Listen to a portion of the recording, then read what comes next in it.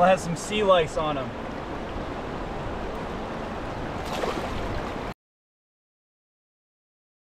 I'm fishing with a pretty simple pink fly that I tied up, and what I like to do is throw a little bit of flash to it so that it sparkles.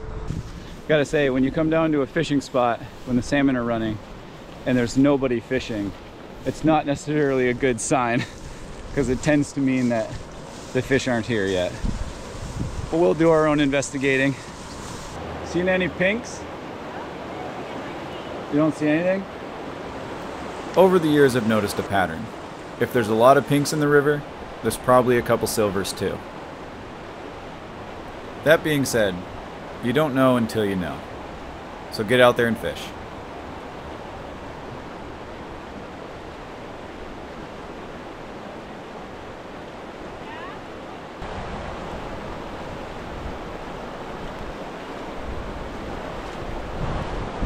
So this is a dog salmon. So I thought we had a silver at first take because it did a good run. Silvers tend to spend more time out of the water than they do in once they get hooked. So we have a dog here, or a chum salmon, and you can tell because pre-spawn, moving into spawning colors, they develop these like tiger stripes along the side of them. I'll put this down and hold them up for you real quick.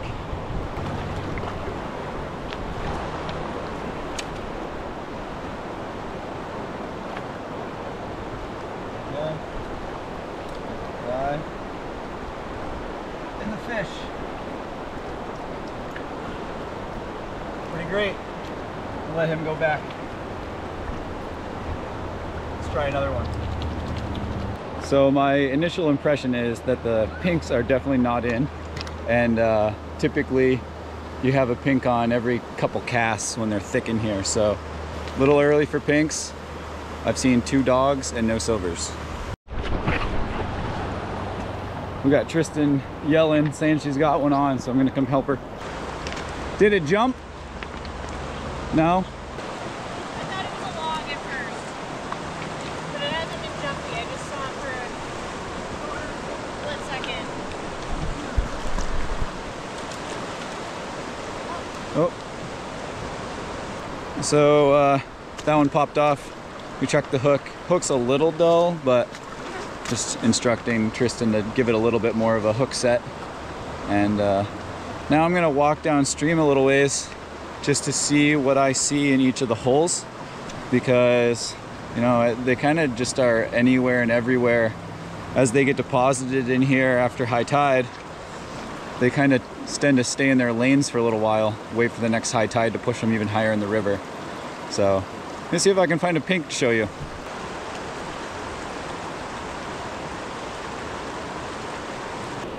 Gotta take some weight off.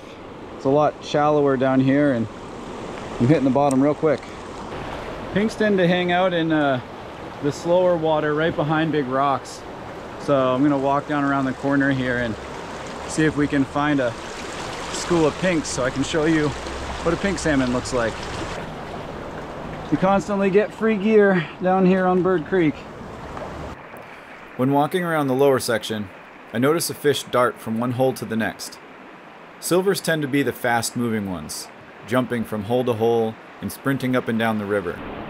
If you notice a fish doing that, follow it. That's probably a silver.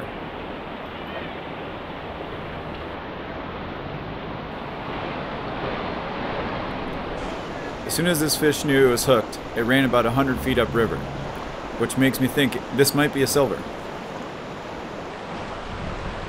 Some people on the other side didn't see my fish run up past them. When they casted and were reeling in, they ended up getting wrapped up in my fly line. So now I have a treble hook attached to my fly line, preventing me from reeling all the way in. Plus, it's a big treble hook, potentially damaging my fly line. So unfortunately, I have to deal with this before dealing with the fish. These spinners in current rotate around on their axis quite a bit. It meant that it rotated around my fly line like crazy. I gotta work quick because I still have a fish on, so I cut the lure off, and then I threw it back over to him afterwards.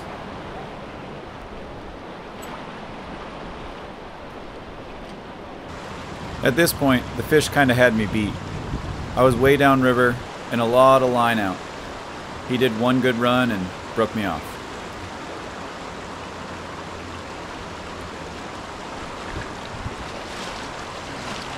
That would have been a nice fish to land. As you see, I got in a little bit of trouble with the guy across the way, casted into me, wrapped up in my line, couldn't reel it up. Had to take care of that before I could reel the fish in, so kind of a bummer to lose a fish that way, but happens.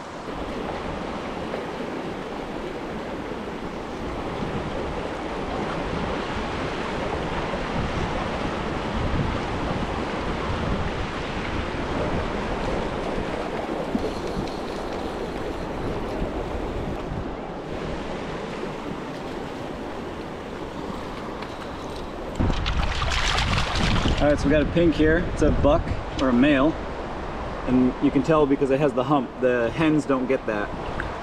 I'll take this guy off and then I'll show you a picture of him.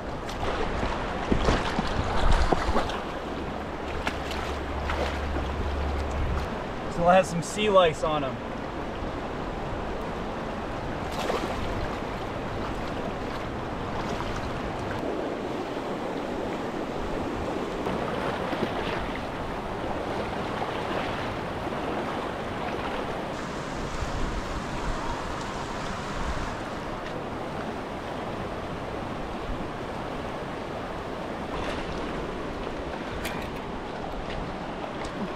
Got another dog.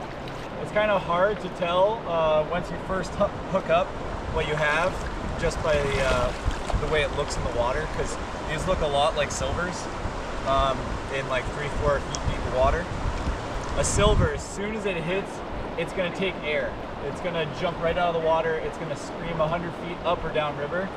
And this guy didn't do that immediately, so I almost knew that I didn't have a silver on from the beginning.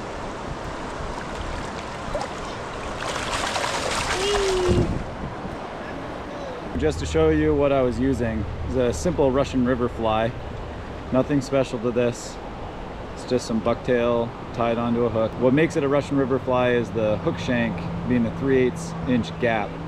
That's the rule down on the Kenai in the Russian River.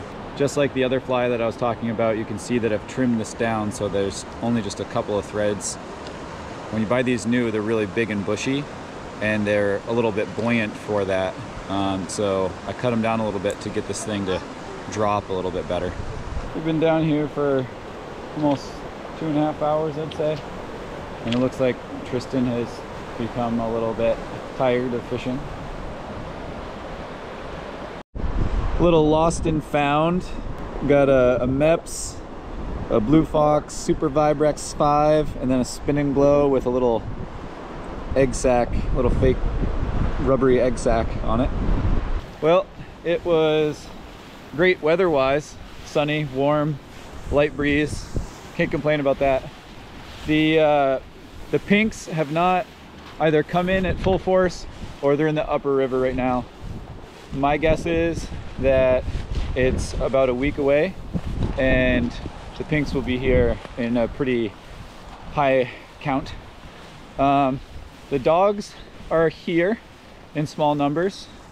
They're starting to get their spawning stripes on their sides, and I did not see any silvers, nor did I see anyone catching any silvers. I would give this another week and it'll start popping off. I'll hop on and give another update of conditions in 4 or 5 days, and hopefully we start seeing some chrome silvers move in. Hope to bring some big ones in, and I'll see you on the river.